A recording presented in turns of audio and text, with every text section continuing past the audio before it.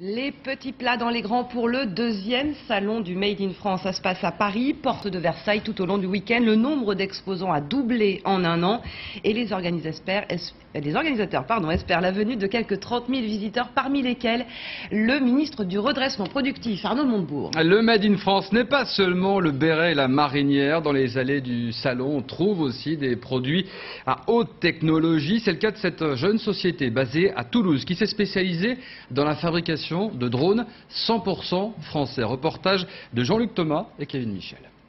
Le pilote, premièrement, il va rentrer son plan de vol au moyen de ce logiciel-là, donc sur une carte assez simple. Il rentre ce plan de vol, ensuite ce plan de vol, il le charge au drone. Le drone, une fois qu'il a téléchargé le plan de vol, on le lance et il va suivre sa mission, typiquement aller inspecter pendant 100 km une ligne électrique ou une voie ferrée. Ce type de drone est unique au monde. Actuellement, 25 sont en service. Des sociétés comme ERDF, la SNCF ou des compagnies pétrolières l'utilisent pour observer et vérifier leur réseau. Le drone civil devient un moyen de contrôle de plus en plus efficace. On se voit comme un moyen plus flexible qui permet d'être plus disponible sur certaines missions où il faut voler très souvent pour pas cher. C'est dans cet atelier que sont assemblés les drones comme dans un mécano. Derrière, il y a pourtant beaucoup de recherche.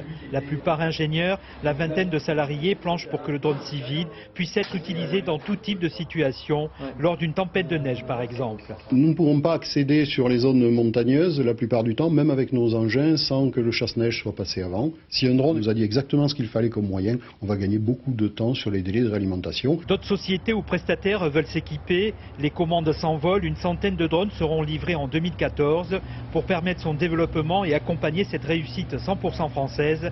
10 emplois seront créés d'ici un an.